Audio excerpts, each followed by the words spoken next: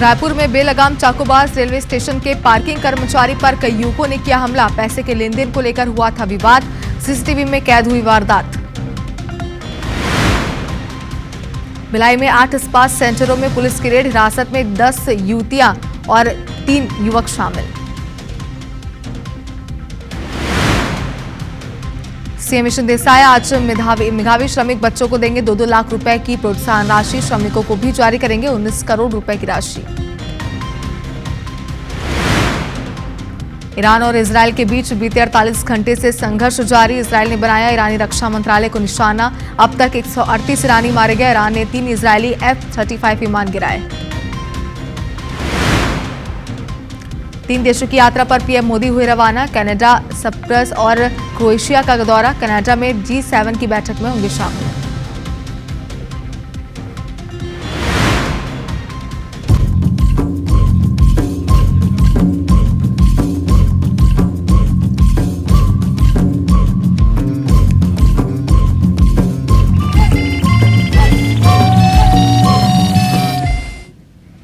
Good morning Chhattisgarh, आप देख रहे हैं IBC 24 और मैं हूं आपके साथ शुभांगी ठाकुर। इस बुलेटिन में हम आपको देंगे छत्तीसगढ़ की अब तक की सभी खबरों का पूरा अपडेट। बुलेटिन की शुरुआत करते हैं एक महत्वपूर्ण खबर के साथ। राजधानी रायपुर में गुंडे बदमाशों के हौसले लगातार बुलंद होते जा रहे हैं। ये हम इसलिए नहीं कह रहे हैं क्योंकि लगातार मामले सामने आ रहे हैं, बल्कि इसलिए भी कह रहे हैं क्योंकि शायद इन पर एक्शन नहीं लिया जा रहा है। यही वजह है कि इनके हौसले बुलंद है। आपको बता दें कि तस्वीरें सर आप देखिए, उसमें आप खुद इस बात का अंदाजा लगा सकते हैं कि रायपुर रेलवे स्टेशन इलाके का निगरानी शुदा गुंडा बदमाश शेख हुसैन रेलवे द्वारा आवंटित पार्किंग स्टैंड के मैनेजर रवि आहूजा को अपने साथियों के साथ मार रहा है। आपको बता दें कि ये तस्वीरें पहली नहीं है, बल्कि पहले भी कई ऐसी तस्वीरें वीडियो सामने आ चुके हैं जिसमें बदमाशों का हुड़दंग देखने को मिला है। जरा ये तस्वीर आप देखिए किस तरीके से निगरानी शुदा बदमाश है, यानी कि पहले भी कई बड़ी वारदातों में शामिल रह चुका है। पहले भी ऐसे कई वीडियो इस बदमाश के सामने आ चुके हैं। आप देखिए किस तरीके से अपने साथियों के साथ यहाँ पर ये पहुंचता है और इसके बाद मारपीट शुरू कर देता है। कहीं ना कहीं पुलिस की कार्यप्रणाली पर भी सवाल उठ रहे हैं कि क्या कोई एक्शन नहीं लिए जा रहे हैं, क्या कोई बड़ी कार्रवाई नहीं की जा रही है जिसकी वजह से इनके हौसले इतने ज्यादा बुलंद है। मौके का जायजा लिया हमारे संवाददाता तहसीन जैदी ने। राजधानी रायपुर के रेलवे स्टेशन पे बदमाशी का ये आलम है कि बदमाशी दिन दहाड़े खुलेआम जो रेलवे के द्वारा आवंटित पार्किंग है उसके कर्मचारियों पर हॉकी और चाकू से हमला कर दे रहे हैं, जिसका सीसीटीवी सामने आया है। ये वही रेलवे स्टेशन प्लेटफॉर्म नंबर 1 की वो पार्किंग है जहाँ पे बताया जा रहा है कि शेख हुसैन नाम का एक बदमाश है जो जिला बदर है, वो उसके द्वारा यहाँ पे आकर अपने साथियों के साथ में जो चाकू मारा है और हॉकी से मारपीट की है। ये हम यहाँ पे बात करने की कोशिश करते हैं यहाँ की महिला कर्मचारी से कि अब जब ये विवाद हुआ आप यहीं थे, क्या हुआ, कौन था, किसके द्वारा मारा गया? ये हम लोग यहीं थे सर, बस यहीं के कोई है, ठेला लगाते हैं, वो ऐसे ही आए और मारना स्टार्ट कर दिया। की वगैरह लाए थे, चाकू वगैरह ऐसे कुछ लाए थे, चाकू, और मारना पीटना स्टार्ट कर दिया। हम लोग तो देख नहीं पाए, यहीं खड़े थे, बाकी कुछ ऐसा। जी, हम कुछ और महिला कर्मचारियों से बात करने की कोशिश करते हैं। किसके द्वारा मारा गया है और क्या विवाद था, कुछ क्लियर हो पाया? सर क्या है ना, वहाँ पे क्या बोलते हैं, उनका ठेला लगा हुआ था, क्या बोलते हैं, हुसैन, उन लोगों का ठेला वहाँ पे लगा हुआ था। काफ़ी दिनों से उनको बोला जा रहा था कि भैया ठेला हटा लो, आपको ऊपर से ऑर्डर आ रहा है बोल के, रेलवे है ना, तो वो नहीं हटा रहे थे। तो कल DRM साहब आए थे, खुद ठेले हटवा के निकाल के ले गए, है ना। तो रवि सर यहाँ पे मौजूद थे उस टाइम, तो उन्होंने बताया कि आपका ठेला, वो ढूंढ रहे थे कि ठेला हमारा कहाँ गया बोल के, तो रवि सर बताया कि हमारा आपका ठेला DRM लेके चला गया। इतने में ही वो गाली गलौज, वहाँ तक गाली गलौज कर रहे थे, फिर अंदर भी घुस गए थे। अंदर में ज़्यादा लोग यहाँ पे मौजूद नहीं थे ना, इसलिए अंदर घुस के मार पिटान किया, गाली गलौज के। रवि सर ने बोला कि फिर वो 2 बंदे और आए थे उनके साथ में, वो लोग भी मार पिटानी स्टार्ट किए हैं। फिलहाल अभी जो यहाँ पार्किंग के जो मैनेजर थे उनको अभी अस्पताल में भर्ती कराया गया है और अभी जो आरोपी शेख हुसैन अपने साथियों के साथ फरार हो गया है। और ये वही सीसीटीवी है, कैमरा है, जहां से ये सारा फुटेज यहाँ पे सामने आया है। लेकिन ये यहाँ पे खुलेआम इसके द्वारा सिर्फ ये पहला कोई मामला नहीं है, इसके पहले भी ये आरोपी शेख हुसैन के द्वारा इस तरीके की चाकूबाजी की वारदात की जा चुकी है और इसके द्वारा इसको जेल भी भेजा जा चुका है। और अभी तक बताया जा रहा है कि जिला बदर बदमाश है और अभी इस चाकूबाजी की वारदात के बाद फरार हो गया है। कैमरामैन रेणु प्रसाद के साथ तहसीन जैदी, IBC 24 रायपुर। तो राजधानी में बदमाशों के हौसले कितने बुलंद हैं आपने इस वीडियो में देखा। और एक और खबर आपको राजधानी से ही दिखाते हैं, जहां बांग्लादेशी घुसपैठियों से जुड़ा एक बड़ा खुलासा हुआ है। पुलिस ने शहर के टिकरापारा इलाके से एक बांग्लादेशी दंपति को गिरफ्तार किया। उनके पास से 2 फर्जी आधार कार्ड और 4 पासपोर्ट जब्त किए गए हैं। पुलिस बांग्लादेशी दंपति को रिमांड पर लेकर पूछताछ में जुटी हुई है। बताया जा रहा है कि ये दंपति चोरी छिपे भारत में घुसकर पिछले 10 सालों से रायपुर के धर्मनगर में रह रहे थे। एसएसपी रायपुर ने खुलासा करते हुए ये भी जानकारी दी कि बांग्लादेशी घुसपैठियों की पतासाजी के लिए विशेष टीम का गठन किया गया। इसी के तहत मिली सूचना के आधार पर यह कार्रवाई की गई। पूछताछ में आरोपी ने अपना नाम मोहम्मद दिलावर निवासी ग्राम मुख्तारपुर बांग्लादेश का होना बताया। फिलहाल टिकरापारा थाना पुलिस और ATS की टीम मामले की जांच कर रही है। टिकरापारा थाना क्षेत्र के धर्मनगर में कुछ संदिग्ध निवासी परिवार के सहित रह रहे, इसके आधार पर पुलिस की यहाँ दबिश दी गई। दस्तावेज व उसकी परिस्थितियाँ या मोबाइल में उसकी जो चैटिंग स्पष्ट पाया गया कि ये बांग्लादेशी नागरिक है। पुलिस रिमांड पर लिया जाएगा, पूछताछ की जाएगी कि ये दस्तावेज प्राप्त किए जाने पर स्थानीय स्तर पर किस किस के द्वारा अन्य दस्तावेज उपलब्ध कराए गए या फिर वहाँ बनाए जाने में किसका सहयोग रहा है, उनके विरुद्ध में भी वैधानिक कार्रवाई की जाए।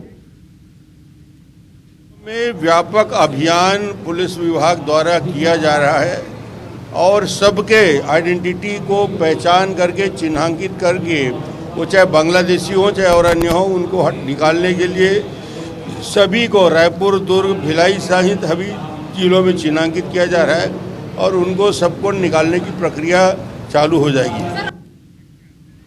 और अब खबर भिलाई से है, जहां एक युवक सेक्सटॉर्शन का शिकार हो गया और ब्लैकमेलिंग से इतना परेशान हो गया कि आखिरकार उसने ट्रेन के सामने कूदकर अपनी जान दे दी। घर वालों ने बताया कि हरविंदर सिंह लगातार कुछ दिनों से परेशान चल रहा था। उसके पास कुछ अज्ञात लोगों के फोन आ रहे थे, जिसके बाद से वह काफी टेंशन में रहता था। परिजन ने कहा कि अज्ञात व्यक्ति उससे ज्यादा पैसे की डिमांड कर रहा था। वह पहले भी उससे पैसे दे चुका था, लेकिन हरविंदर ने अपने भाई और पिताजी से 1,000 रुपए लेकर उस अज्ञात व्यक्ति को पे किया और रात में सुसाइड कर लिया। हरविंदर का मोबाइल सुसाइड के बाद भी चालू था और उस अज्ञात व्यक्ति का लगातार पैसे के लिए मैसेज भी आ रहा था। सभी जानकारी पुलिस को दी गई। इधर ASP पद्मश्री तंवर ने कहा कि मामले की जांच की जा रही है और आगे बड़ी कार्रवाई की जाएगी। गुरुद्वारा जाने के लिए गया, उसके बाद हमको लापता है, वो कहाँ गया पता नहीं चला। हम लोग 12-1 बजे पता चला कि गाड़ी यहाँ खड़ी है और मिल नहीं रहा है करके। फिर हम भैया अपने छोटे लड़के को बुलाया, फोन किए। ऐसे कुछ कॉल आ रहे थे इनके पास, वो किसी बात को लेकर ब्लैकमेल कर रहे थे। वैशाली नगर पुलिस में बीती रात लगभग 8 बजे जो मृतक है हरविंदर सिंह, उसकी गुम इंसान रिपोर्ट दर्ज कराई गई थी और GRP पुलिस ने रात लगभग 12 बजे ये सूचना दी कि एक युवक की ट्रेन में कटकर मृत्यु हो गई है। टीम जब वहां घटनास्थल पर जाके पहुंची है तो मौके पर युवक की पहचान हरविंदर सिंह के रूप में हुई है। और बलरामपुर जिले के सामरीपाट थाना क्षेत्र के बिरहोर में 2 भाइयों के बीच जमीन का विवाद था। विवाद इतना बढ़ा कि तैश में आरोपी ने अपनी ही दिव्यांग भतीजी की बड़ी बेरहमी से हत्या कर दी। आरोपी का नाम रोपना उर्फ विसुनदेव नगैसिया है, जिसने भाई की बेटी की पत्थर तोड़ने वाले हथौड़े से मारकर बड़ी बेरहमी से हत्या कर दी। आरोपी का अपने चचेरे भाई के साथ पुराने जमीनी विवाद काफी सालों से चल रहा था। 12 जून की रात प्रार्थी की दिव्यांग बेटी घर में जब अकेली असहाय हालत में पड़ी हुई थी, तब आरोपी वहां पहुंचा और उसके सिर और कनपट्टी में हथौड़े से ताबड़तोड़ वार कर दिया। दिव्यांग होने के कारण बालिका को बचने का भी मौका नहीं मिला और मौके पर ही उसकी दर्दनाक मौत हो गई। आरोपी की तलाश करते हुए हत्या के 24 घंटे बाद आरोपी को जंगल से गिरफ्तार किया गया।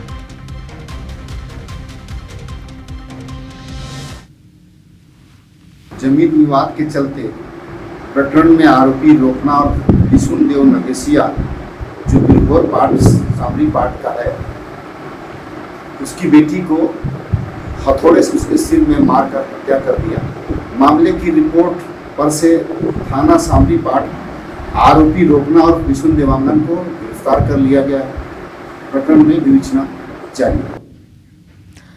इधर बलरामपुर जिले के राजपुर में धर्मांतरण के मामले में नया मोड़ सामने आ गया। धर्मांतरण के मामले में गिरफ्तार 2 आरोपियों ने जमानत के बाद थाना प्रभारी, भाजपा महामंत्री समेत 8 लोगों के ऊपर प्रताड़ना का आरोप लगाया और इसकी शिकायत SP और कलेक्टर से की है। दरअसल राजपुर पुलिस ने ग्राम बैढ़ी में धर्मांतरण की शिकायत के बाद पशु भगत और दीपक बैक नाम के 2 आरोपियों को गिरफ्तार किया था। आरोपियों को उसी दिन व्यवहार न्यायालय से जमानत मिल गई थी और जमानत के बाद उन्होंने पुलिस और भाजपा नेताओं की शिकायत की है। आरोपियों ने थाना प्रभारी कुमार चंदन सिंह, भाजपा मंडल महामंत्री संतोष तिवारी समेत अन्य 8 लोगों के खिलाफ जातिगत प्रताड़ना दिए जाने की शिकायत की है।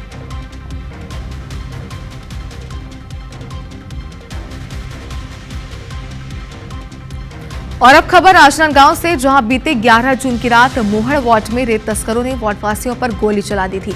पुलिस ने मामले में स्थानीय पार्षद संजय रजक और जेसीबी चालक भगवती निषाद को गिरफ्तार किया। वहीं अवैध कारोबार में शामिल जेसीबी और हाईवे के मालिक को भी गिरफ्तार कर लिया गया। जेसीबी मालिक से बातचीत में सोमानी थाना प्रभारी की भूमिका संदिग्ध मिलने पर उन्हें सस्पेंड किया गया। जेसीबी के मालिक और घटना प्रयुक्त हाईवा के मालिक जो है अभिनव तिवारी, इनको अपराध सबूत पाए जाने पर न्यायिक रिमांड पे जेल भेजा जा रहा है। सोमी टीआई जो है सत्यनारायण देवांगन, इनकी भूमिका संदिग्ध पाए जाने पर प्रथम दृष्टया इनको एसपी सर के द्वारा सस्पेंड किया गया है और अग्रिम जांच के लिए नगर पुलिस अधीक्षक को दिया गया है। और बलरामपुर जिले के रिजर्व फॉरेस्ट सेमरसोत अभ्यारण्य में अतिक्रमण को लेकर वन विभाग ने 33 ग्रामीणों को नोटिस जारी किया है। करीब 65 एकड़ रिजर्व फॉरेस्ट की भूमि पर ग्रामीणों ने अतिक्रमण किया, जिसके बाद अब रिजर्व फॉरेस्ट के अधिकारियों ने 3 दिनों के भीतर जमीन के वैध दस्तावेज पेश करने के लिए कहा है। दस्तावेज पेश नहीं करने पर बेदखली की कार्रवाई की जाएगी। आपको बता दें कि इस क्षेत्र में लगातार पेड़ों की अंधाधुंध कटाई और अतिक्रमण पर एक्शन की बात कही जा रही थी।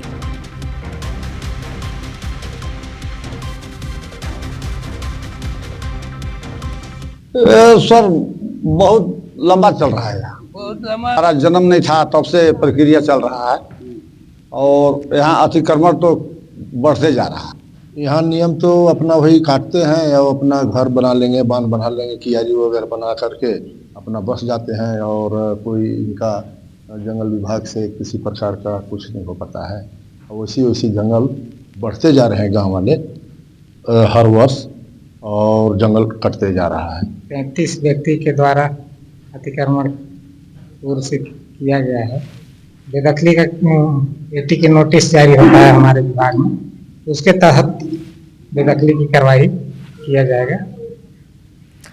और छत्तीसगढ़ में एक बार फिर आबकारी विभाग में बड़ी गड़बड़ी का खुलासा हुआ है। राजधानी रायपुर के लालपुर स्थित सरकारी कंपोजिट शराब दुकान पर विभागीय छापेमारी के बाद ये गड़बड़ी उजागर हुई। छापेमारी के दौरान टीम ने मिलावटी और बिना होलोग्राम की बेची जा रही शराब का जखीरा बरामद किया। मामले में आबकारी विभाग ने मैन पावर सप्लाई करने वाली ठेका कंपनी के एरिया सेल्स मैनेजर समेत 3 सेल्समैन को हिरासत में लेकर पूछताछ शुरू कर दी है। अब तक क्या बड़े खुलासे हुए, इस रिपोर्ट में देखिए।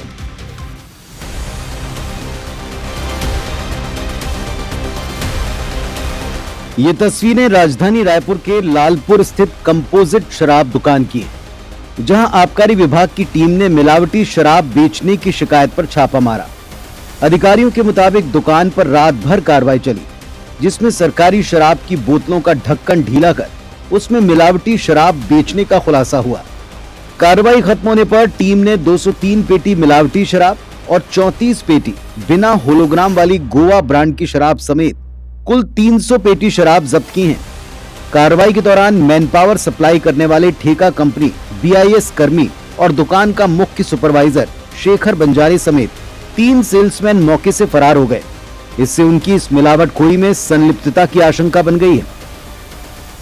लालपुर कंपोजिट मदिरा दुकान है, जिसमें राजस्थानी उड़नदस्ता की टीम के नेतृत्व में संभागीय टीम और जिला टीम ने मिलकर कार्रवाई की है और इसमें हमको 299 पेटी मिलावटी शराब मिला है। मिलावटी का अर्थ है कि उसमें पानी मिलाकर उसको डाइल्यूट किया गया था, वहीं दुकान के लड़कों के द्वारा। आबकारी विभाग की इस कार्रवाई से साफ हो गया कि कांग्रेस सरकार के वक्त प्रदेश में हुए करोड़ों के आबकारी घोटाले के बाद हालात सुधर नहीं पाए। मिलावटखोरी के इस खेल में प्लेसमेंट कंपनी के एरिया सेल्स मैनेजर समेत विभागीय अधिकारियों की संलिप्तता से भी इनकार नहीं कर सकते। सूत्रों की माने तो कई ब्लैकलिस्टेड कर्मचारी फर्जी आईडी और नाम से प्लेसमेंट एजेंसी के जरिए शराब दुकानों में इस तरह का काम कर रहे हैं। अब इसकी जांच की बात भी अधिकारी करते हैं। 3 लड़कों को हिरासत में लिया गया है और उनको जेल दाखिल किया जा रहा है। एक्साइज रिकॉर्ड में चैन सिंह हैं जो ब्लैक लिस्टेड हैं, लेकिन जो कार्य कर रहा है शेखर बंजारे, वो शेखर बंजारे के नाम के आईडी से ही कार्यरत कार्य कर रहा है। आप बता रहे हैं तो इसकी भी हम उस एंगल से जांच कर लेंगे। आबकारी विभाग की छापेमार कार्रवाई के बाद विभाग के अधिकारी इस बात से चिंतित हैं कि उनकी नाक के नीचे इस तरह का काला कारोबार हो रहा है। फिलहाल प्लेसमेंट एजेंसी के एरिया सेल्स मैनेजर और दुकान के 3 सेल्समैन को हिरासत में लेकर पूछताछ की जा रही। वहीं दुकान का फरार मुख्य सुपरवाइजर शेखर बंजारे और उसके सेल्समैन साथियों की तलाश की जा रही है। 300 के आसपास जो है मिलावटी शराब वहां से बरामद हुई है। दुकान का सुपरवाइजर था वो, उसके समेत और उसके 3 साथी जो हैं, कुल 4 लोग मौके से फरार हो गए हैं। अब देखने वाली बात ये होगी कि आबकारी विभाग इन जो आरोपी जो कर्मचारी हैं उन पे कब तक कार्रवाई करता है। कैमरामैन रेणु प्रसाद के साथ तहसीन जैदी, IBC 24 रायपुर। छत्तीसगढ़ में कल से शाला प्रवेश उत्सव होने जा रहा है। कल से प्रदेश के सभी स्कूल खुल जाएंगे। आज ही गर्मियों की छुट्टियां बच्चों की खत्म हो रही है। सीएम विष्णु देसाई ने जनप्रतिनिधियों को इसके लिए पत्र भी लिखा है। शाला प्रवेश उत्सव में सहभागिता की अपील उन्होंने की है। तो देखिए, बच्चों की गर्मी की छुट्टियां चल रही थी, लेकिन आज उस गर्मी की छुट्टी का आखिरी दिन है, क्योंकि छत्तीसगढ़ में कल से शाला प्रवेश उत्सव होगा। आपको बता दें कि मुख्यमंत्री ने इसके लिए पत्र भी लिखा है। आज से ही सभी बच्चों की गर्मी की छुट्टियां खत्म हो रही है। मुख्यमंत्री विष्णु देसाई यानी प्रदेश के मुखिया ने जनप्रतिनिधियों को इसके लिए पत्र लिखा है। शाला प्रवेश उत्सव में सहभागिता की अपील उन्होंने इस पत्र के माध्यम से की है। तो देखिए, बच्चों के लिए बेहद ही महत्वपूर्ण खबर है, क्योंकि कल से एक बार फिर से स्कूल खुल जाएंगे और फिर से उनके जो पाठ्यक्रम है, जो सब्जेक्ट है, उनकी पढ़ाइयाँ शुरू हो जाएंगी। और आज उनकी गर्मी की छुट्टियाँ खत्म हो रही है, यानी कि आज बच्चों की गर्मी की छुट्टियों का आखिरी दिन है।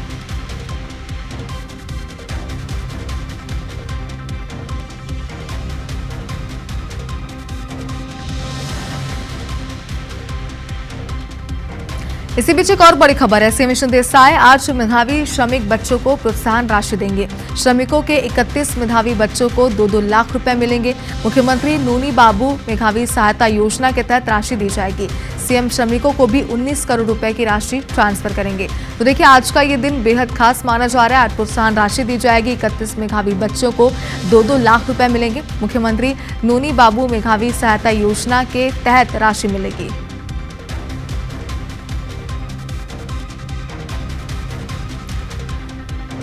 तो देखिए, आज का दिन बेहद खास है। आज मुख्यमंत्री विष्णु देसाई मेधावी श्रमिक बच्चों को प्रोत्साहन राशि देंगे। बताया जा रहा है कि श्रमिकों के 31 बच्चों को 2-2 लाख रुपए की सहायता राशि दी जाएगी। मुख्यमंत्री नोनी बाबू मेधावी सहायता योजना के तहत ये राशि दी जाएगी। सीएम श्रमिकों को भी 19 करोड़ रुपए की राशि ट्रांसफर करेंगे।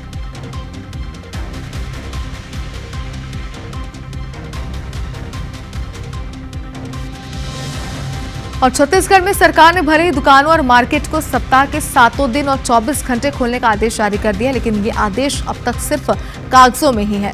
राजधानी रायपुर में अभी भी मार्केट, खासकर चौपाटी और खान पान की दुकानों को रात 12 बजे के बाद बंद करा दिया जाता है।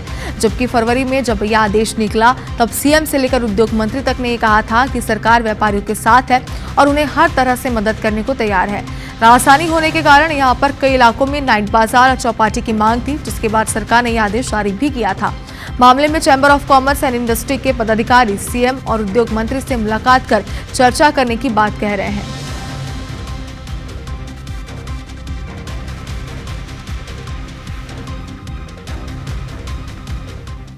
हमारे माननीय मुख्यमंत्री जी ने 21 फरवरी को ये घोषणा की थी कि अब दुकानें 7 दिन 24 घंटा खुली रहेंगी, पर अभी दुकानें रात को बंद होती हैं। वो सुरक्षा की कुछ न कुछ कारणों से होता होगा। मैं इस मामले में जल्द से जल्द मुख्यमंत्री जी से बात करूंगा कि कम से कम खान पान, मेडिकल स्टोर तो खुले रहते हैं और रिटेल FMCG आउटलेट कम से कम रात में खुले रहें। इस पे अभी दिक्कत ये आ रही है कि पोर्टल पे अपडेट नहीं हुआ है, तो इसके लिए हमें जो हमारा गुमाश्ता लाइसेंस है उसे हमें फिर से बनवाना है। ये सब व्यापारियों पे लागू है। हमारी अपेक्षा है कि राजधानी के अनुरूप जो समय मिलना चाहिए और जो सक्षम है 24 घंटे अपनी दुकान चलाने के, उनको ये अपॉर्चुनिटी मिलनी चाहिए करने। अभी क्या स्थिति हो रही है? मतलब अभी स्थिति ये है कि 12 बजे तक प्रशासन जो है वो बंद करवा देता है। और अंबिकापुर के मेडिकल कॉलेज अस्पताल में पूर्ववर्ती सरकार के समय हमर लैब की स्थापना की गई, लेकिन लैब के होने के बाद भी मरीज बाहर से जांच कराने को मजबूर हैं। लोगों का ये आरोप है कि मेडिकल कॉलेज में दलाल सक्रिय हैं, जो निजी लैब से संपर्क कर मरीजों की जांच मेडिकल कॉलेज अस्पताल में न कराकर बाहर करा रहे हैं और इस कारण ही रिएजेंट की कमी हो रही है, साथ ही मशीनें भी खराब हैं। वहीं कॉलेज प्रबंधन जल्द ही व्यवस्था को दुरुस्त कर सभी जाँच शुरू करने की बात भी कर रहा है।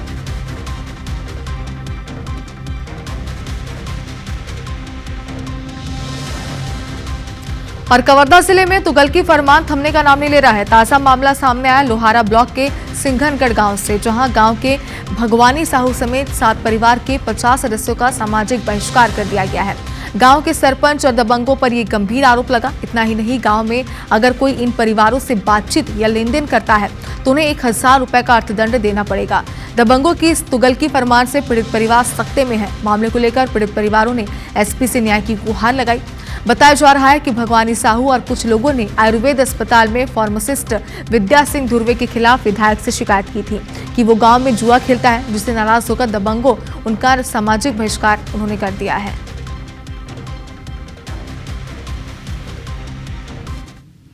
हमन आयुर्वेदिक औषधालय सिंघनगढ़ एक है, वहाँ एक फार्मासिस्ट विद्या सिंह ध्रुव है। अपन हॉस्पिटल में शाम को कुछ पीने वाले आदमी मतलब बुला के साथ में हॉस्पिटल में ही शराब पिए, कई बार जुआ खेलत भी हॉस्पिटल में पाए गए। ओखर कारण हम माननीय विधायक महोदय के पास गए और गुहार लगाएं कि इसको यहाँ से ट्रांसफ़र किया जाए कर। ओखर कारण हम लोग गाँव से बहिष्कृत कर दे गए। हम लोग 7 जन लोग बहिष्कृत करे हैं और बहिष्कृत भी ऐसे करे कि गांव भर से करे है कि कोई हमन ला सामान नहीं दे न, और सरपंच के जो नीति है विद्या सिंह ध्रुव है वो ऐसे टाइप के भड़काए हमारे गांव में जो हम ये सोच नहीं सकन। थाना लोहारा के सिंघनगढ़ ग्राम से कुछ ग्रामवासी यहाँ पे आए हुए थे, उनके द्वारा एक शिकायत दर्ज कराई गई है कि गांव के ही सरपंच ने उन्हें समाज से बहिष्कृत करने के संबंध में एक आदेश निकाला है और मुनादी कराई है, तो उनकी शिकायत को संज्ञान में ले लिया गया है। आगे जाँच कार्रवाई की जा रही है। और रायगढ़ में मरीन ड्राइव निर्माण के लिए तोड़फोड़ अभियान के दौरान जमकर हंगामा हुआ। महिलाओं ने जूट मिल इलाके में कार्रवाई का विरोध किया। हंगामा बढ़ता देख पुलिस ने आंदोलन का नेतृत्व कर रही महिला कांग्रेस कमेटी अध्यक्ष रानी चौहान, पूर्व अध्यक्ष बरखा सिंह सहित एक अन्य महिला को हिरासत में लिया है। पुलिस की इस कार्रवाई के विरोध में कांग्रेस कार्यकर्ता पीड़ित महिलाओं के साथ ओपी चौधरी के खिलाफ जमकर नारेबाजी की और उनके बंगले का घेराव कर दिया। इस दौरान कांग्रेस कार्यकर्ताओं के साथ पुलिस की झूमाझटकी भी हुई। दरअसल केलो नदी के किनारे नगर निगम मरीन ड्राइव का विस्तार करने जा रहा है।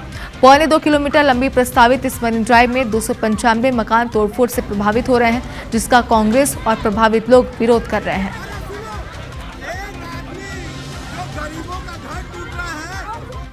इसी बीच एक और बड़ी और अहम खबर आप तक पहुंचा दे। राजधानी में एक और T20 इंटरनेशनल क्रिकेट मैच होने जा रहा है। न्यूजीलैंड और इंडिया के बीच ये मुकाबला होगा। 5 मैचों की सीरीज का दूसरा मुकाबला रायपुर में खेला जाएगा। इसके पहले 3 दिसंबर को एक दिवसीय क्रिकेट मैच भी रायपुर में होना है। स्टार जन हमारे सोएगी हमारे साथ जो स्टार देखिए, एक और कहीं ना कहीं खुशखबरी से कह सकते हैं कि राजधानी में एक और T20 इंटरनेशनल मैच खेला जाएगा। देखिए, ये क्रिकेट प्रेमियों के लिए बहुत बड़ी खबर है, क्योंकि आपको बता दूं कि लगातार यहाँ पे मैचेस हो रहे हैं और इंडिया साउथ अफ्रीका के बीच पहले दिसंबर में एक ओडीआई मैच हमको मिला हुआ रायपुर को। इसके बाद जनवरी में भी एक मुकाबला T20 का मिला है। ये एक बड़ी उपलब्धि है। न्यूजीलैंड की जो टीम है वो जो भारत दौरे पर आ रही है और इसका जो भारत दौरा है उसमें 23 जनवरी को दूसरा मुकाबला, जो 5 मैचों की सीरीज है उसका दूसरा मुकाबला जो है रायपुर में खेला जाएगा। तो देखा जाए तो 2 महीने के अंदर 2 बड़े टूर्नामेंट होंगे। दिसंबर में साउथ अफ्रीका की टीम आएगी, जनवरी में न्यूजीलैंड की टीम आएगी। और दोनों, साउथ अफ्रीका की बात करें तो इस समय टेस्ट चैंपियनशिप है। हमेशा उन्हें चोकर कहा जाता था, लेकिन इस बार उन्होंने चैंपियनशिप जीती। तो इस लिहाज से देखा जाए तो ये मुकाबला काफी क्रूशल होगा और एक अच्छा क्रिकेट यहाँ पे देखने को मिलेगा। न्यूजीलैंड की टीम बिल्कुल इस साथ देखिए, जैसे कि आपने भी कहा, क्रिकेट प्रेमियों के लिए बेहद ही अच्छी खबर और इंतजार है अब इस मैच का। फिलहाल बहुत शुक्रिया पूरी जानकारी के लिए। और इसी के साथ इस बुलेटिन में फिलहाल इतना ही। आप देखते रहिए IBC 24। नमस्कार।